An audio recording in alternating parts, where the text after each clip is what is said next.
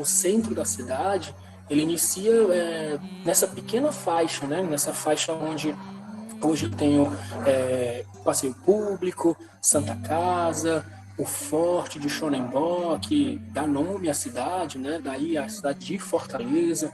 Uma coisa interessante também que nós percebemos na nossa entrevista, numa das entrevistas que nós fizemos com o professor Romeu Duarte. Ele já foi superintendente do IFAM, ele é arquiteto e urbanista e ele é professor da Universidade Federal do Ceará. Ele explicou para a gente que o passeio público é um projeto, né, digamos, um projeto urbanístico que chegou ao Brasil junto com a família real.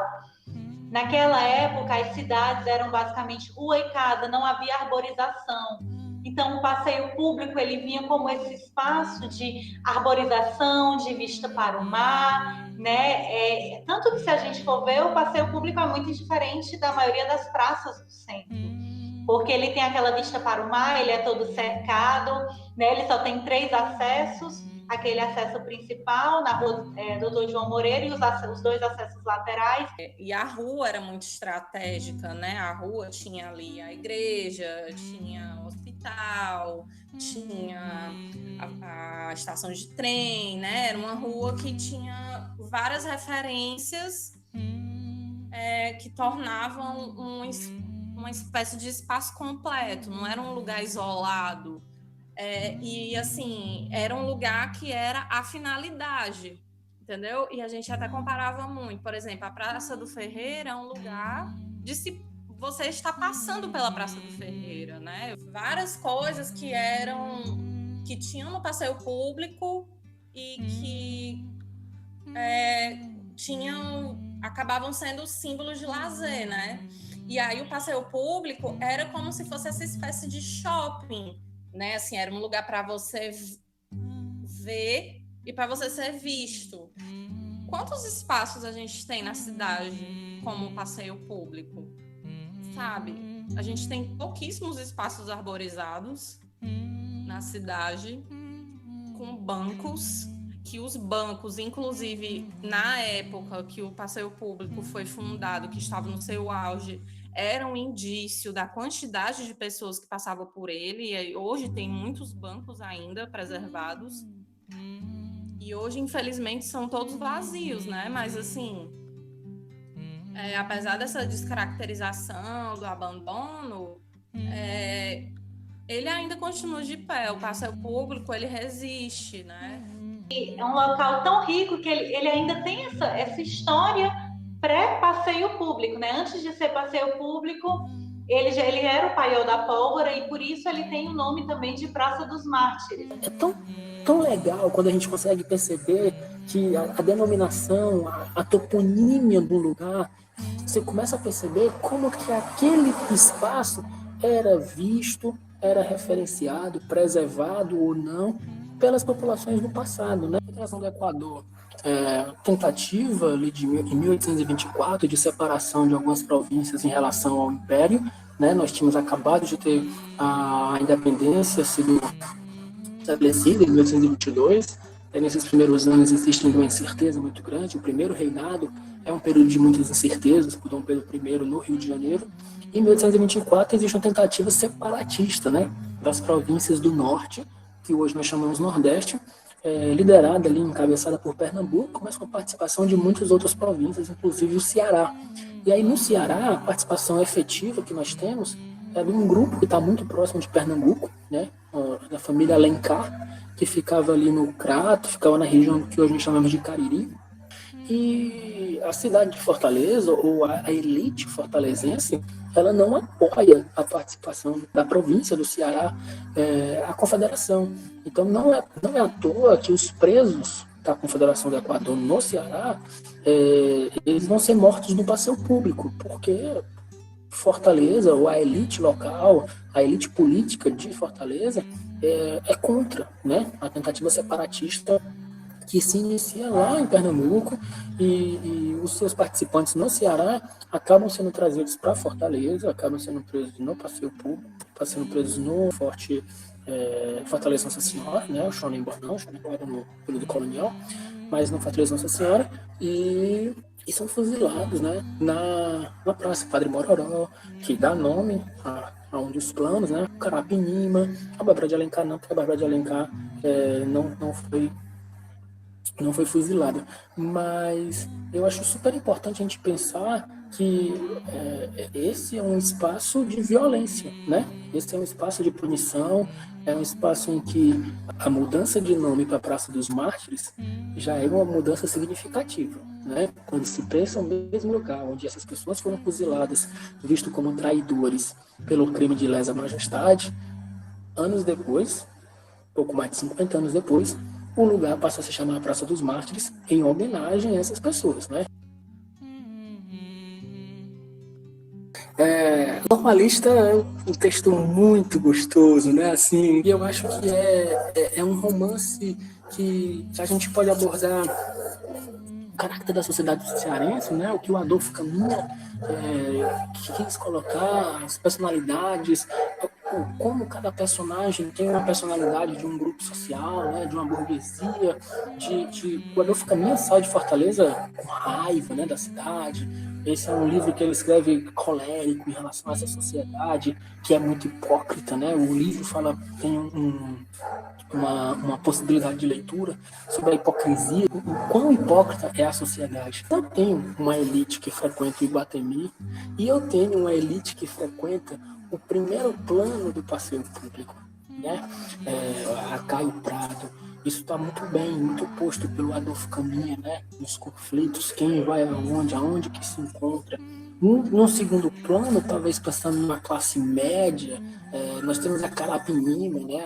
A avenida do meio do passeio público, a avenida que corta o passeio público. E aí chegamos a Mororó, que era o terceiro plano, a terceira avenida, onde estava a maior parcela da população, né? Onde ficavam os grupos mais pobres, os grupos populares e os grupos, segundo um poeta da época, o Raimundo Ramos Couto, onde estava a maior animação do passeio público, né? Então a gente tem que pensar nessa divisão da sociedade fortalezense, também uma divisão como estrutural, física, que se fazia no passeio. O Ramos Couto, ele faz uma leitura que eu acho primordial, sensacional, sobre esses três planos e sobre essa divisão do passeio público do século XIX como do século XX. Quando o Ramos Couto diz que ele chegava e primeiro ele ia a Caio Prado e encontrava as pessoas mais finas, os mais ricos. Depois ele descia pela Carapinima e aí encontrava as moças elegantes, os rapazes que vão casar, os flertes, os namoros, né? A banda de música que animava, as retretas.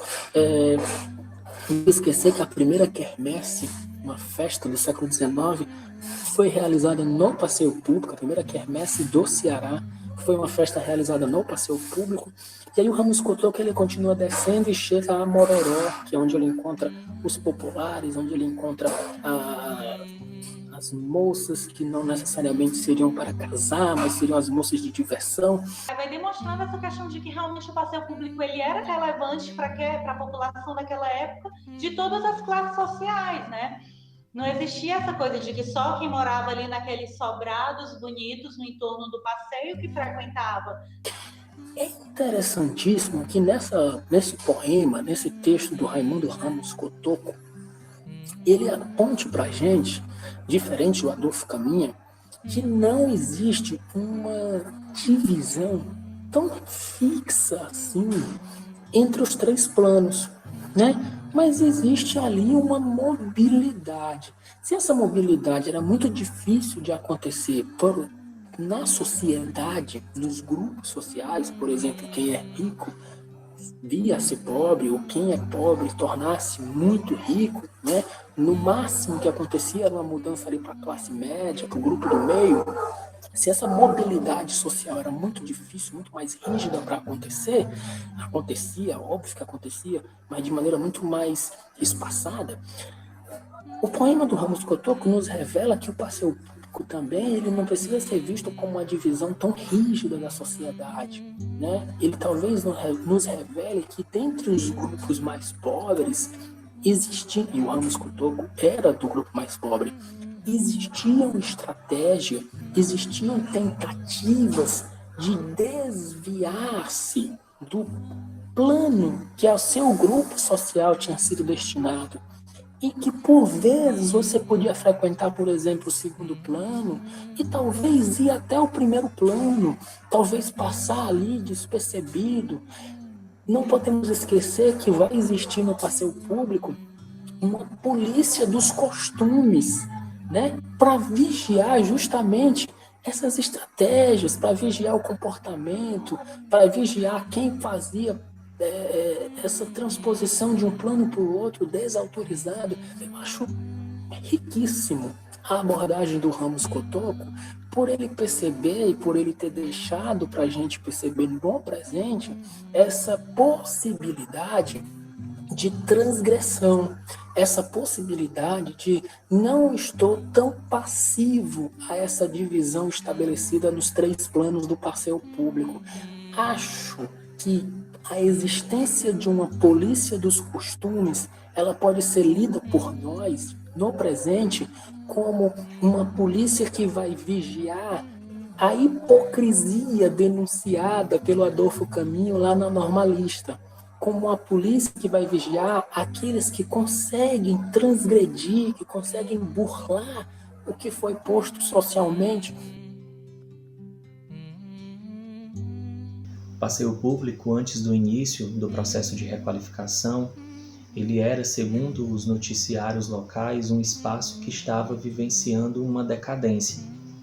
E isso ocorria não somente por conta da deterioração do seu espaço físico, da sua estrutura, que estava com piso e bancos quebrados, estava mal iluminado e com uma sujeira que se acumulava, mas também a decadência era, segundo os noticiários, associada ao tipo de pessoa que frequentava o espaço.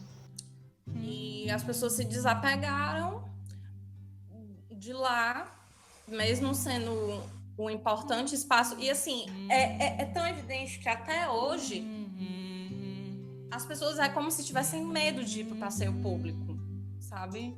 Ah, não, é perigoso. Ah, não, porque é ruim para estacionar. Ah, não, porque é muito vazio. Ah, não, mas o que é que a gente vai fazer numa praça? Sabe? As pessoas não têm a mentalidade de aproveitar um espaço público na cidade. E as pessoas não têm a mentalidade de reconhecer a história da cidade, de olhar para aquilo ali e entender que aquilo ali é importante. A cidade de Fortaleza não mostra ter uma tradição de cuidado com os bens patrimoniais, com os bens que são tidos como patrimônio da cidade. Haja vista que foi só entre 2004 e 2008 que se criou uma coordenação para cuidar desses bens, que foi a coordenação do patrimônio histórico e cultural, que é ligada à Secretaria de Cultura de Fortaleza. Esse abandono do passeio público, ele fez com que, inclusive, ele perdesse os 2 planos mais inferiores, né? O segundo e o terceiro.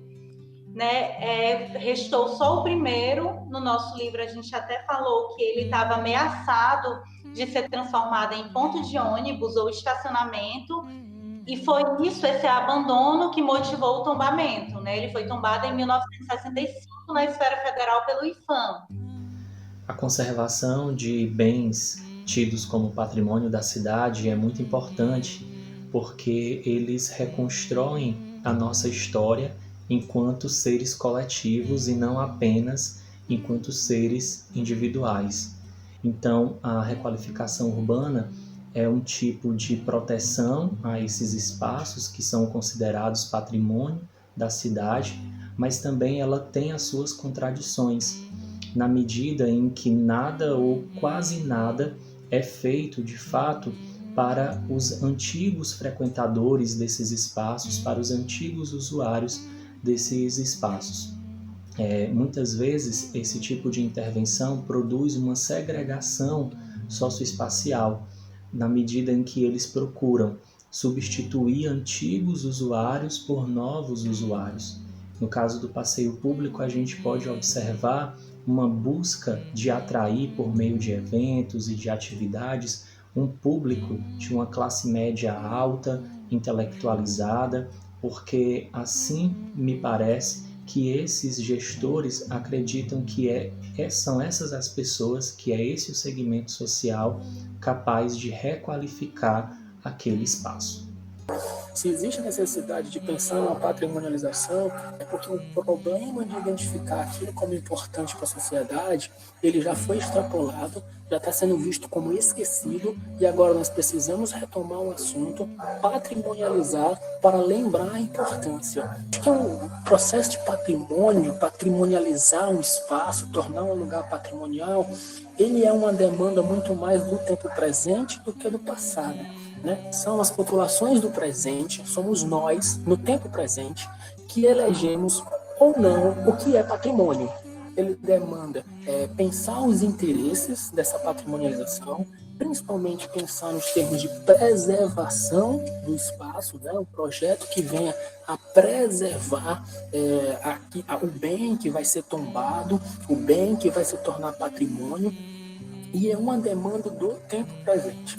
Tombamento, ele é importante, mas o tombamento pelo tombamento, no final das contas, ele não serve de nada.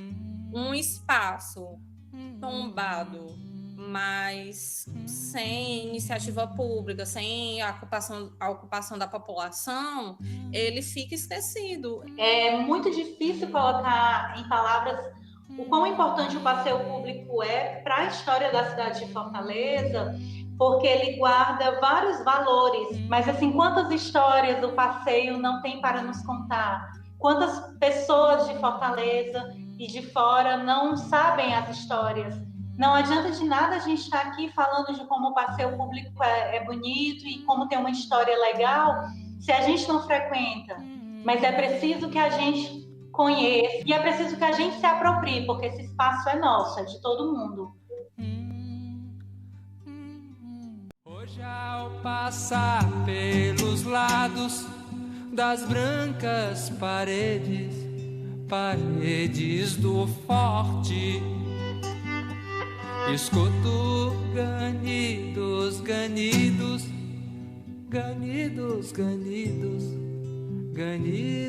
de morte.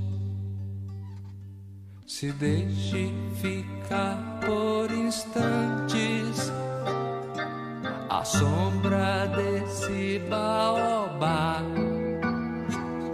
que virão fantasmas errantes de sonhos eternos falar.